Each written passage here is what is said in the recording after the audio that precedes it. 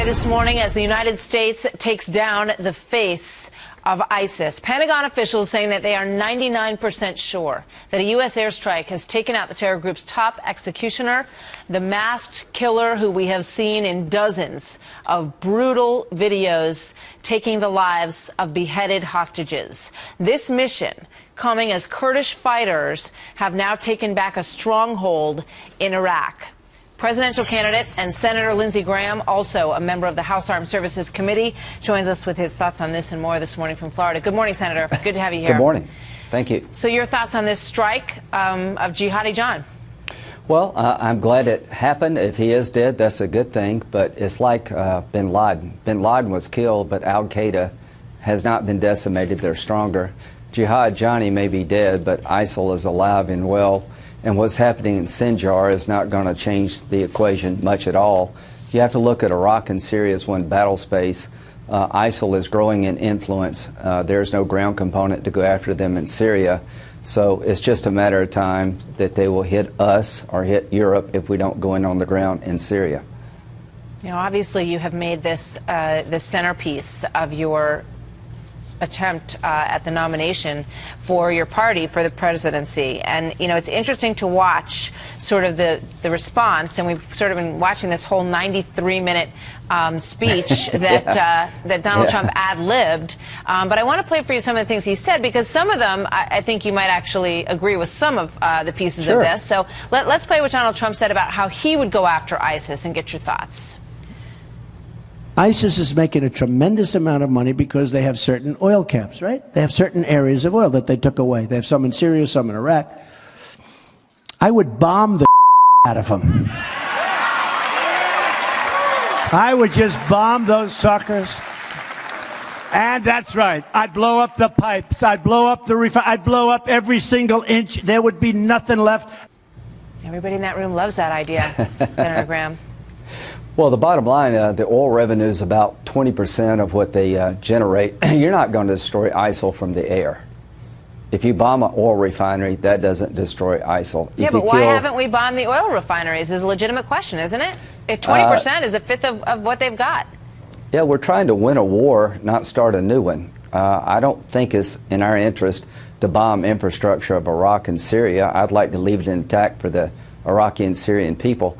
If I make no other impression upon you, I want you to understand this. You're not going to destroy ISIL by killing one person. You're not going to destroy them by blowing up an oil field.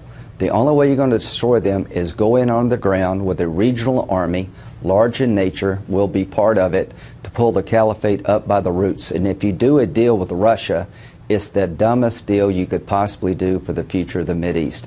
There is no other way forward other than a regional army with Syrians involved, the United States involved, the region involved, to go in on the ground to destroy ISIL. If you don't do that soon, they're going to hit us here. Well, you've been studying these issues for a long time and have a lot of depth. You've spent a lot of time in the region, and this is what Donald Trump was talking about, your vantage point and your perspective on how to win, and here's what he said. We'll give you a chance to rebut.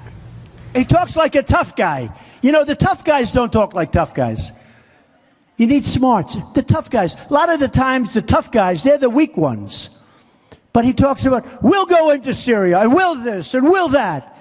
And we don't want Russia dropping bombs on ISIS. We want to do it ourselves. Oh, great. Great. Genius. He's a genius. Senator Graham? If you do a deal with Russia to fight ISIL, the price to be paid, well, Assad has to stay in power. There's no way as President of the United States I would allow Assad to stay in power. He's a puppet of Iran. I want to do two things. Stop Iranian expansion, because they're the largest state sponsor of terrorism, and destroy ISIL. Russia will require us to accept Assad's presence for their assistance regarding ISIL. I would say no to that deal. Donald, that's a bad deal. Here's a good deal. Every Arab country, including Turkey, wants to destroy ISIL. They have large armies, and they also want to push Assad out because they don't want to give Damascus to the Iranians. That's the deal I would make. Doing a deal with Russia means that the war never ends. Assad stays in power. Iran gets stronger. So the bottom line is the deal is to do with Arab the Arabs in Turkey use their armies to destroy ISIL and push Assad out so Iran doesn't become the big winner in Syria. Before I let you go, I'm trying. He goes after every one of you personally. Why doesn't anybody go after him? I think he melted down last night. I think what he said about Dr. Yeah, I think I think this was the turning point, and I've said that before, but I really believe it. You know, what he said about Dr. Carson, you know, if Dr. Carson was ever going to hit anybody with a hammer, it'd be Donald Trump after all the things he said. Dr. Carson found redemption in the Lord. He is a good, decent man. Donald Trump is the most uninformed person I've ever met running for president when it comes to foreign policy. He has no clue of what he's talking about. He doesn't understand how to destroy ISIL. Iraq and Syria are one battle space. President Obama doesn't have a clue of what he's doing. Don't replace President Obama with Donald Trump. It will get worse, not better. We have to go in on the ground in Iraq and Syria to destroy ISIL.